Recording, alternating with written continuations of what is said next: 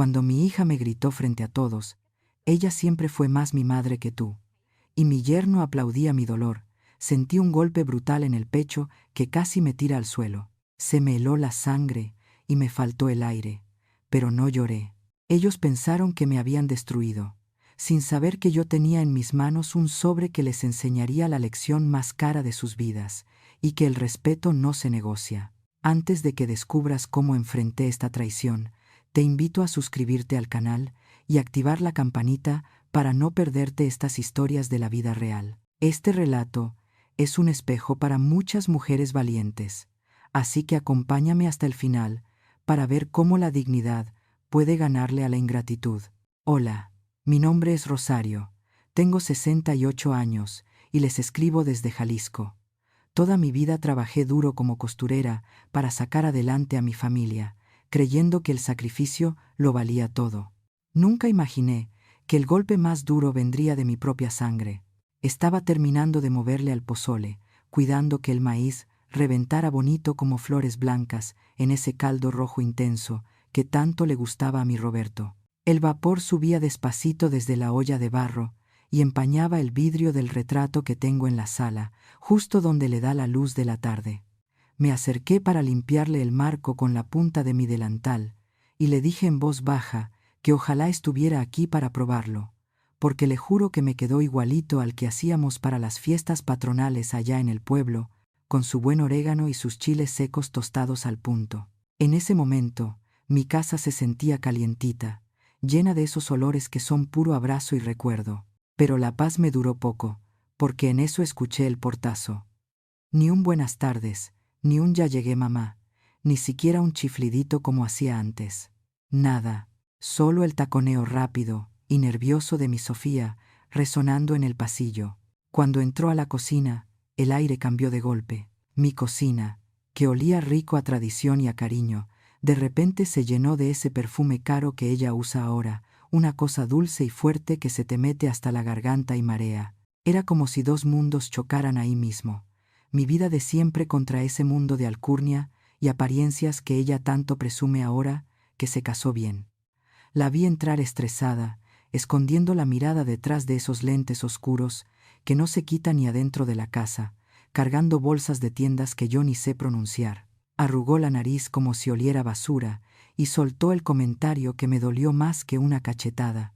Me dijo con ese tono agrio que usa últimamente que por qué insistía en cocinar esas cosas, que toda la casa apestaba a fonda barata.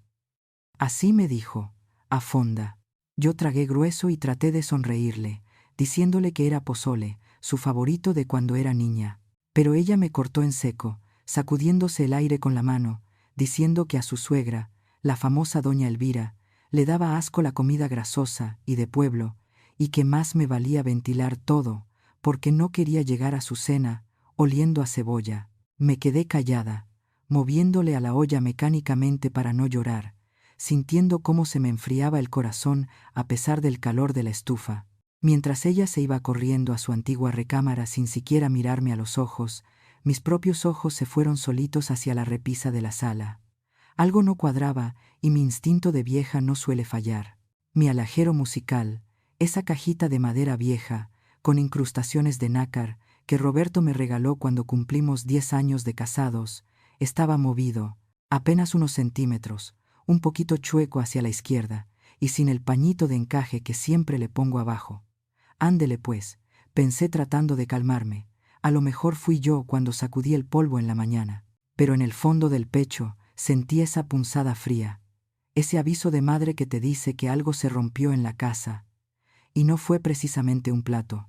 Caminé hacia mi recámara con las piernas pesadas, arrastrando los pies como si trajera piedras en los zapatos, porque en el fondo una ya sabe lo que va a encontrar y le ruega a Dios estar equivocada. Mientras cruzaba el pasillo, no pude evitar mirar de reojo mi vieja máquina de coser, esa Singer negra de pedal que tengo arrumbada en la esquina. Ay, si esa máquina hablara, gritaría de dolor.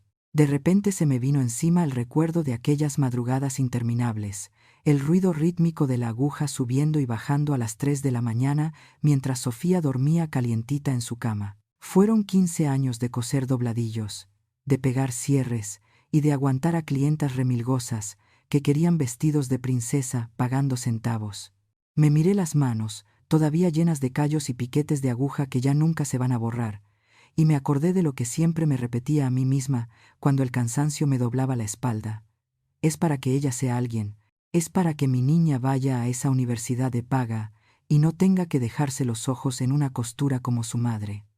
Todo ese esfuerzo, cada puntada, era una promesa de que ella tendría una vida mejor. Llegué a la repisa y tomé el alajero con las manos temblorosas. Al abrirlo, el hueco en el terciopelo rojo me golpeó más fuerte que un puñetazo. No estaban mis aretes de filigrana de oro, esos que habían sido de mi bisabuela y que pasaron a mi abuela, luego a mi madre y finalmente a mí el día de mi boda. No eran unos aretes cualquiera, eran la historia de las mujeres de esta familia, eran lo único de valor verdadero que me quedaba para heredarle. Sentí un frío seco en el estómago, una mezcla de náusea y de rabia que me subió hasta la garganta. No me habían robado unos pedazos de oro, me habían robado la memoria. Fui directo al cuarto de Sofía, sin tocar la puerta, cosa que nunca hago. Ella estaba sentada frente al espejo, terminando de maquillarse con esa prisa nerviosa, poniéndose capas y capas de pintura, como si quisiera esconderse debajo. Cuando me vio en el espejo, ni siquiera se volteó. Le pregunté directamente por mis aretes, con la voz quebrada pero firme. Esperaba que me dijera que los había mandado a limpiar, o que yo los había perdido, cualquier mentira piadosa. Pero no. Sofía dejó el labial en la mesa, suspiró con fastidio, y me soltó la verdad con una frialdad que me desconoció. Me dijo que los había empeñado, así, sin más, que necesitaba completar el dinero para el regalo de su suegra, la famosa doña Elvira, porque no podía llegar con las manos vacías o con cualquier cosita a su fiesta. Me quedé helada, agarrándome del marco de la puerta para no caerme. Ella siguió hablando como si fuera lo más normal del mundo, diciéndome que no hiciera drama, que esos aretes eran viejos y pasados de moda, que yo ni los usaba y que ni siquiera pegaban con mi ropa. Me prometió, con ese tono de quien le habla a una niña chiquita, que luego me los pagaba cuando tuviera dinero, como si el valor de esas joyas fuera algo que se pudiera reponer con billetes. Me dolió ver cómo minimizaba mi historia y mi sacrificio, cómo cambiaba la herencia de sus antepasadas por un regalo para quedar bien con esa gente rica que ni siquiera la quiere bien. En ese momento entendí que para mi hija, mi amor y mi esfuerzo valían menos que la aprobación de su suegra. A pesar del coraje y de la bilis que me subía por la garganta, fui a la cena. Una de madre a veces peca de tonta, siempre buscando la manera de no hacer más grande el pleito, de mantener la fiesta en paz. La celebración era en el comedor principal de la casa, esa misma casa que mi Roberto construyó ladrillo por ladrillo y que ahora Sofía ha llenado de muebles minimalistas que parecen de consultorio médico. Yo me puse mi mejor vestido, el azul marino de los domingos, pero apenas crucé el umbral, me sentí como una mancha en un mantel blanco. Todo brillaba demasiado, las copas de cristal cortado, los cubiertos de plata, y sobre todo, las amigas de mi consuegra, doña Elvira, que me miraban de arriba abajo como si yo fuera parte del servicio. Me senté en una esquina de la mesa, calladita, sintiéndome más sola que nunca en mi propia casa. Llegó el momento de los regalos, y el aire se puso tenso. Vi a Sofía levantarse con esa sonrisa ensayada que ahora usa, cargando una bolsa enorme con el logotipo de una marca extranjera que yo no sé pronunciar. Cuando se la entregó a Elvira, todos contuvieron el aliento. 40,000 pesos. Habían dicho. 40,000 pesos, que eran mis aretes. La historia de mi bisabuela, el sudor de mi frente. Y lo que más me dolió no fue el gasto, sino la reacción de esa mujer. Doña Elvira sacó el bolso de piel, lo miró apenas 2 segundos con un desdén fingido, hizo una mueca de suficiencia y lo soltó sobre la mesa diciendo un gracias desabrido, como si le hubieran regalado un par de calcetines. Ahí estaba mi sacrificio, el oro de mis antepasadas, tratado como basura entre risas falsas y copas de vino. No me pude aguantar. La indignación me quemaba por dentro. Me incliné un poco hacia Sofía y le susurré: apenas para que ella oyera, que cómo era posible que hubiera vendido mi herencia para recibir ese desprecio a cambio. Fue como prenderle fuego a la gasolina. Sofía no tuvo reparo, no tuvo vergüenza. Se levantó de golpe, tirando su copa, y gritó para que todos escucharan, para que cada invitado se enterara de mi miseria. Me mandó callar con una rabia que me heló la sangre. Me gritó en la cara que Elvira siempre había sido más madre para ella que yo, que esa mujer sí entendía su mundo y su clase, mientras que yo, con mis olores a comida y mis historias de pueblo, solo servía para avergonzarla frente a sus amistades. Y por si fuera poco, mi yerno, ese tal Esteban que siempre me ha mirado con asco, empezó a aplaudir burlonamente, diciendo bravo, que por fin alguien tenía el valor de decir la verdad en esa casa. Sentí un dolor agudo en el pecho, un piquete fuerte que me cortó la respiración por un instante. Pensé que ahí quedaba, que el corazón se me iba a parar del puro dolor de ver a mi propia hija desconocerme de esa manera. Pero curiosamente, no me salieron lágrimas, ni una sola. El fuego de la humillación de repente se apagó y se convirtió en un bloque de hielo. Me enderecé en la silla, respiré hondo y sentí cómo la pena se transformaba en una frialdad absoluta. Ya no era la madre abnegada que sufría en silencio. Algo en mí se había muerto esa noche, pero algo más fuerte acababa de nacer. Sin decir una sola palabra, me levanté de la mesa. El silencio en el comedor era pesado, incómodo. No miré a nadie. Caminé con la cabeza en alto, ignorando los murmullos y la mirada desafiante de mi hija. No iba hacia la salida, ni a mi cuarto a llorar. Mis pasos iban firmes hacia el despacho de mi esposo, directo hacia la caja fuerte empotrada en la pared. Porque entre tanto lujo y tanta fiesta, a ellos se les olvidó un pequeño detalle. Las escrituras siguen a mi nombre, y la combinación de esa caja, donde guardo los documentos que importan, todavía me la sé de memoria. Regresé al comedor sintiendo el peso del sobre Manila en mis manos, pero no pesaba tanto como el silencio incómodo que había inundado la habitación. Todos los invitados tenían la vista clavada en sus platos o en sus copas, fingiendo demencia, pero yo sabía que estaban esperando el desenlace del drama, como si fuera una telenovela en vivo. Caminé despacio, con esa calma que solo te llega cuando ya no tienes nada que perder, y puse el sobre la mesa, justo al lado de ese bolso de piel que había costado la historia de mi familia. El contraste era insultante. El cuero fino y brillante contra el papel amarillo y gastado de mi sobre. Sofía me miró con los ojos rojos, mezcla de coraje y de vergüenza, esperando seguramente que dentro del sobre hubiera dinero, algún cheque de mis ahorros para intentar comprar su perdón o competir con el regalo de la suegra. Pobre de mi hija, tan perdida en las apariencias que se olvidó de quién soy. Con mucha calma, abrí el broche metálico y saqué los documentos. Primero puse sobre el mantel las escrituras originales de la casa, esa casa grande, de la colonia Jardines, que mi Roberto levantó con tanto esfuerzo y que ahora vale una fortuna. Al ver los sellos oficiales, a mi yerno Esteban se le abrieron los ojos como platos y hasta dejó de sonreír con esa mueca burlona que siempre carga. Pero lo que saqué después fue lo que realmente les cambió la cara.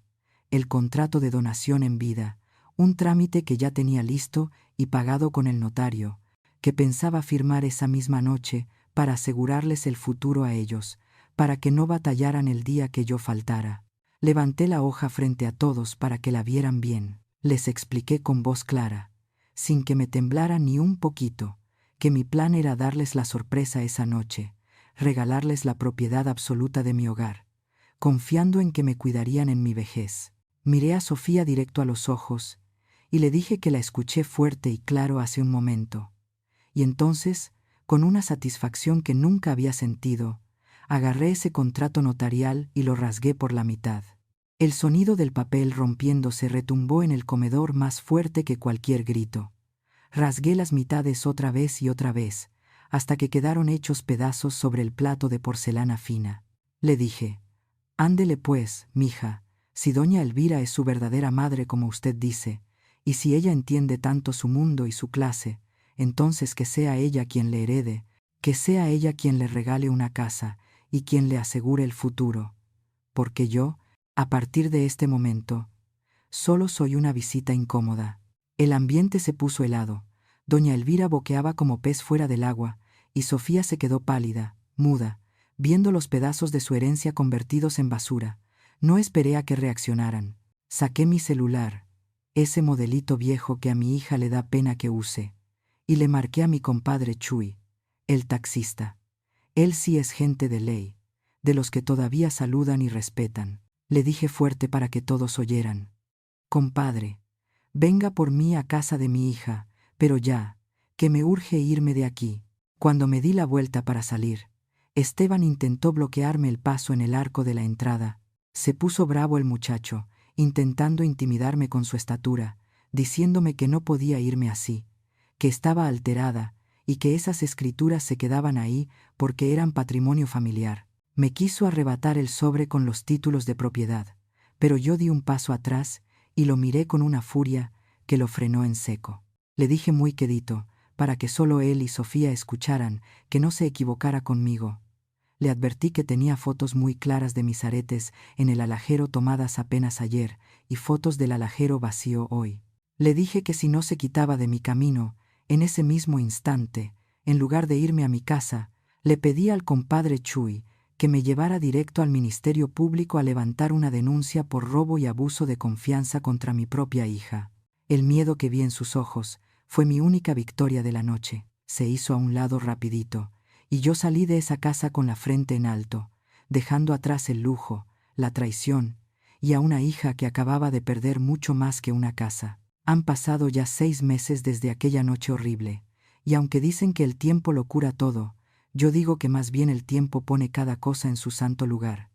Ya no vivo en esa casona fría de la colonia Jardines. La vendí. Así como lo oye, la vendí completita y sin remordimientos. El notario público fue muy claro conmigo cuando fui a cambiar mi testamento. Aquí en Jalisco, uno es libre de dejarle sus bienes a quien quiera, y no hay ley que me obligue a mantener a hijos ingratos. Así que agarré mi dinero, que es el fruto del trabajo de mi Roberto y mío, y me compré esta casita chiquita pero acogedora, aquí cerquita del templo, donde puedo ir a visitar a mi Virgen de San Juan de los Lagos caminando, sin pedirle favor a nadie. A veces me acuerdo de la cara que pusieron cuando se enteraron. Me cuentan las vecinas que Sofía y Esteban andan batallando, que la famosa suegra rica no les soltó dinero como ellos pensaban, y que ahora sí extrañan la seguridad que tenían conmigo. Pero bien sabe Dios que yo no les deseo el mal, solo les deseo que aprendan. Me dolió en el alma, ay mija, claro que me dolió, porque una es madre, y ese cordón nunca se rompe del todo, pero entendí a la mala que la sangre no es contrato para aguantar humillaciones. Perdí a una hija esa noche, es la verdad, pero recuperé algo que vale mucho más que todas las joyas del mundo. Recuperé mi dignidad. Hoy preparé pozole rojo otra vez. Aquí en mi cocina nueva huele a orégano, a chile guajillo y a maíz reventado, y nadie viene a torcerme la boca ni a decirme que apesta a fonda. Al contrario, el olor me abraza y me dice que estoy en mi hogar, un hogar que se paga con respeto y con paz. Me serví mi plato bien caliente, con sus rabanitos y su lechuga, y me senté a comer tranquila, disfrutando cada cucharada como si fuera un regalo del cielo, sintiendo que mi Roberto me acompaña en cada bocado. En eso, el celular empezó a vibrar sobre el mantel de hule. Vi la pantalla, y ahí estaba el nombre, Sofía. Lleva semanas llamando, seguramente porque ya se enteró de que hay dinero de la venta, o quizás porque la conciencia le remuerde, o a lo mejor solo porque doña Elvira ya se cansó de ellos. Me quedé mirando el teléfono un momento, sintiendo esa punzada vieja en el pecho, esa tentación de contestar y perdonar como siempre lo hice. Pero luego respiré hondo, y me acordé de sus gritos, de mis aretes empeñados y de la vergüenza que le daba ser mi hija. No contesté. Dejé que sonara hasta que se cayó solito. Agarré mi rosario, ese que nunca me falla, y seguí comiendo mi pozole en santa paz. Ándele pues, pensé para mis adentros, que el respeto es la única herencia que no se negocia, y yo, gracias a Dios, hoy duermo tranquila. Han pasado 6 meses, y la paz por fin reina en mi nueva casita junto al templo. Vendí aquella casona de la colonia Jardines llena de ingratitud, y ahora vivo tranquila con lo mío, visitando a mi Virgen cuando quiero. Sofía y Esteban siguen llamando, buscando quizá la seguridad que despreciaron, pero he decidido no contestar. Mi pozole sabe mucho mejor sin tragos amargos. Entendí a la mala que la sangre te hace pariente, pero solo el respeto te hace verdadera familia. Mujeres, no esperen a mañana para proteger su patrimonio legalmente. Recuerden que uno es libre de heredar a quien verdaderamente nos valore en vida, no a quien solo exige derechos sin cumplir deberes. ¿Y tú? ¿Perdonarías una humillación pública así, o también harías valer tu dignidad frente a tus hijos? Cuéntamelo en los comentarios. Rosario, 68 años.